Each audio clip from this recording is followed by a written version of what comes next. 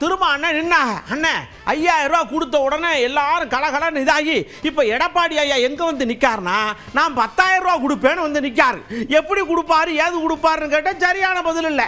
இதை பற்றி நீங்கள் என்ன நினைக்கின்னு கேட்டவுடனே சொல்கிறாரு, தோல்வி பயம் தன்னார அவரை போட்டு வாட்டுது, அவர் வாட்டுக்கு அள்ளி விடுறாரு, என்ன செய்ய அப்படிங்கார்.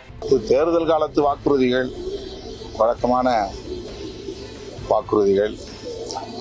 அதிமுக ஆட்சிக்கு வராது என்கிற நம்பிக்கையில் இந்த அறிவிப்பை செய்திருக்கலாம் என்று நான் கருதுகிறேன். என்றாலும் கூட இது போன்ற அறிவிப்புகள் உழைக்கிற மக்களிடத்தில் எந்த தாக்கத்தையும் ஏற்படுத்தாது. திமுக அறிவித்ததற்கு போட்டியாக அதிமுக அறிவிக்கிறது என்கிற புரிதல் மக்களுக்கு இருக்கும்.